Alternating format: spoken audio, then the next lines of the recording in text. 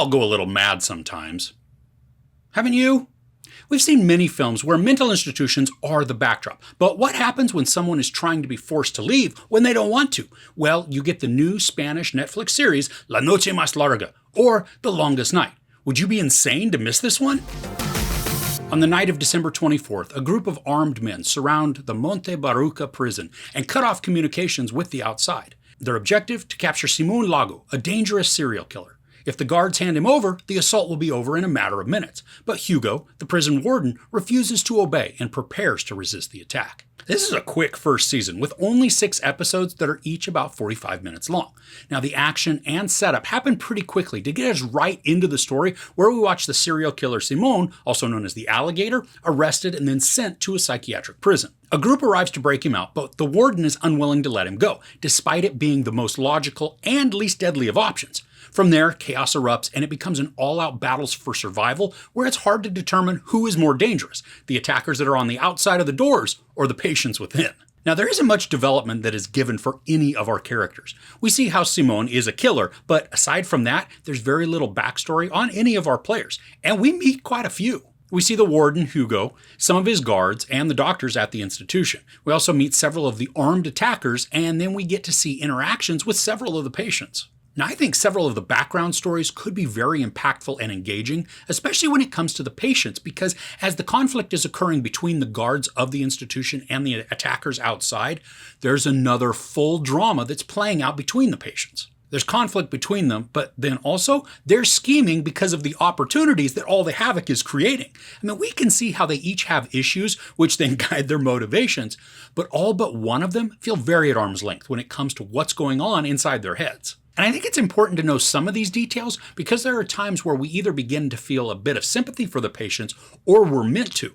And without knowing more about them, it does make those arcs less impactful. Now, I do like how some of the characters are crafted, where we can begin to clearly like some and hate others strictly on their observed behavior. Now, others are a bit harder to read, and I like the internal conflict that creates for me as I watch. I mean, I may begin to root for somebody and then watch them do something that completely changes that, making them go from hero to villain in an instant.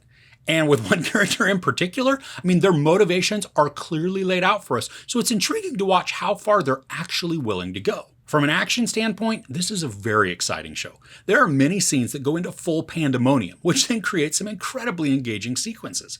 And there were some definite surprises in what people do. Now, not all of the action was awesome, and there were some hand-to-hand fights where the actors just didn't appear like they were confident in the choreography, meaning that their actions were slowed down and then paced in obvious ways. While these weren't often, when they happened, they certainly came across as staged and fake, taking away the threat of peril. Now, there are also times where bullets seem to be completely unlimited, and then others where a gun would actually run out of ammunition.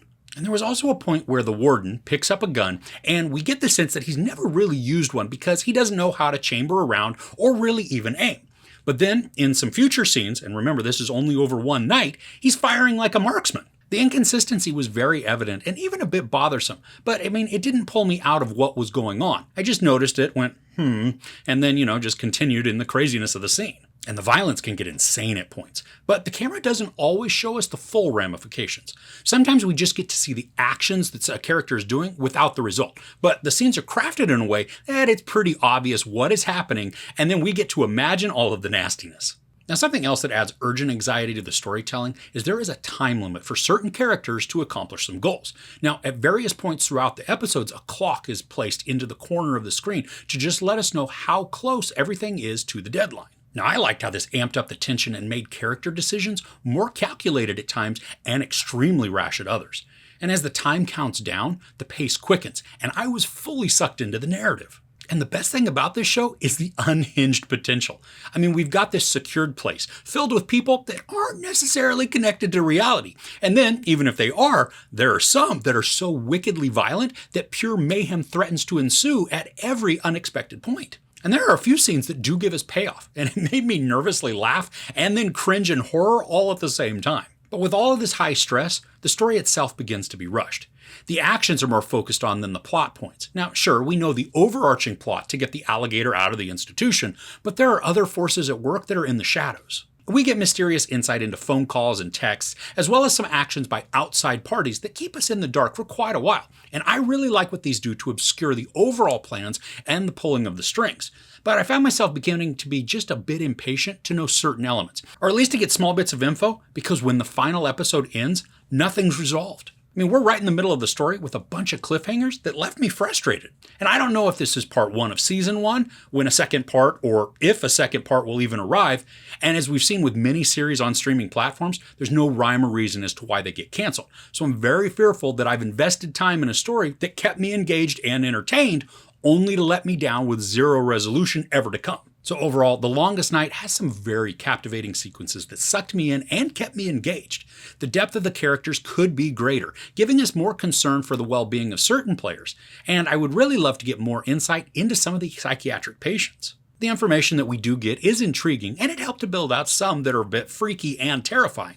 But on the whole, everyone seems to be more of a stranger, and we as the audience are supposed to be full of concern simply based on the situations. Now, I had fun with this, and the time went by really quickly, but I'm still really concerned that we won't get any conclusion or resolution to the story. And I truly hope this doesn't get canceled, and that we do actually get subsequent seasons, because the mystery that's begun deserves an answer. There's no sex or nudity, a lot of profanity, and a ton of violence. I give The Longest Night 3.5 out of 5 couches. Now, I would rate it higher if I knew another season was on its way, but as of this recording, there's no news. So what shows or movies are you looking forward to seeing in the coming weeks? Let me know in the comments below. If you enjoyed this review, please give it a like. Also, don't forget to share and subscribe. I'm Chris. This is Movies and Munchies. Thanks for couching with me.